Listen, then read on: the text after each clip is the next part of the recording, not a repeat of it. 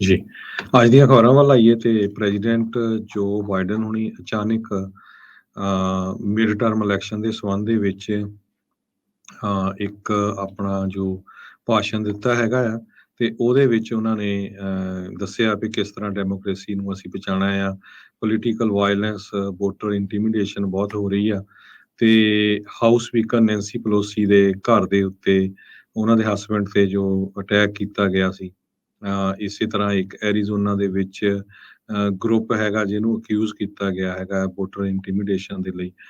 ਸੋ ਇਹ ਸਾਰੇ ਕਾਸੇ ਦੇ ਲਈ ਉਹਨਾਂ ਨੇ ਕਿਹਾ ਵੀ ਜੇ ਡੈਮੋਕ੍ਰੇਸੀ ਨੂੰ ਬਚਾਉਣਾ ਆ ਤੇ ਜਿਹੜਾ ਡੈਮੋਕ੍ਰੇਟਸ ਦਾ ਸਾਥ ਦੇਣਾ ਪਊਗਾ। ਸੋ ਕਹਿੰਦੇ ਵੀ ਸਾਨੂੰ ਪੀਸਫੁਲੀ ਬੈਲਟ ਬਾਕਸ ਦੇ ਉੱਤੇ ਜੋ ਆ ਸੈਟਲ ਹੋਣਾ ਪਊਗਾ।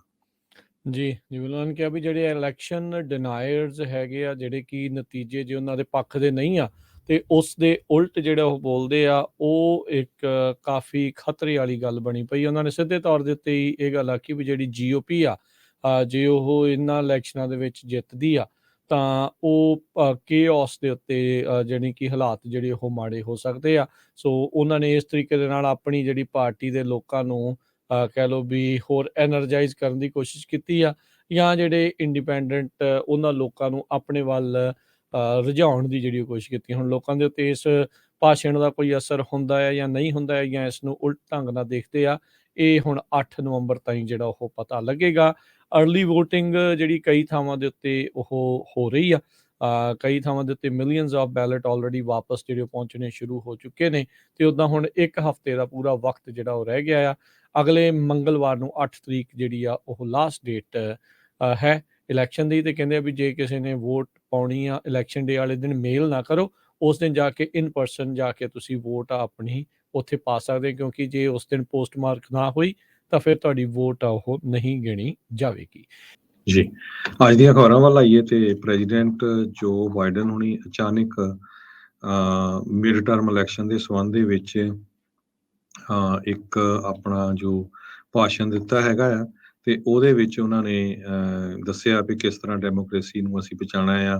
ਪੋਲੀਟੀਕਲ ਵਾਇਲੈਂਸ, ਵੋਟਰ ਇੰਟੀਮੀਡੇਸ਼ਨ ਬਹੁਤ ਹੋ ਰਹੀ ਆ ਤੇ ਹਾਊਸ ਸਪੀਕਰ ਨੈਂਸੀ ਪਲੋਸੀ ਦੇ ਘਰ ਦੇ ਉੱਤੇ ਉਹਨਾਂ ਦੇ ਹਸਬੈਂਡ ਤੇ ਜੋ ਅਟੈਕ ਕੀਤਾ ਗਿਆ ਸੀ।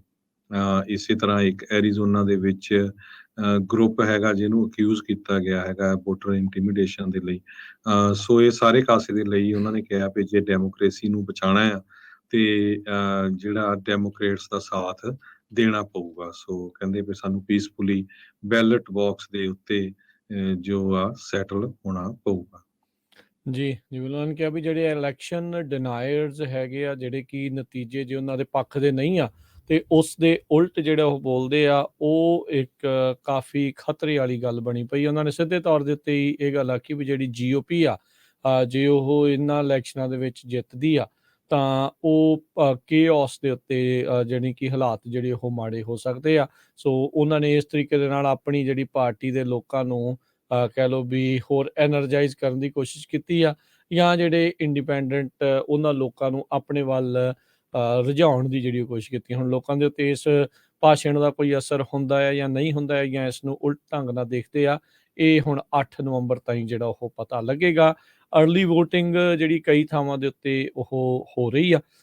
ਕਈ ਥਾਵਾਂ ਦੇ ਉੱਤੇ ਮਿਲੀਅਨਸ ਆਫ ਬੈਲਟ ਆਲਰੇਡੀ ਵਾਪਸ ਜਿਹੜੇ ਉਹ ਪਹੁੰਚਣੇ ਸ਼ੁਰੂ ਹੋ ਚੁੱਕੇ ਨੇ ਤੇ ਉੱਦਾਂ ਹੁਣ 1 ਹਫ਼ਤੇ ਦਾ ਪੂਰਾ ਵਕਤ ਜਿਹੜਾ ਉਹ ਰਹਿ ਗਿਆ ਆ।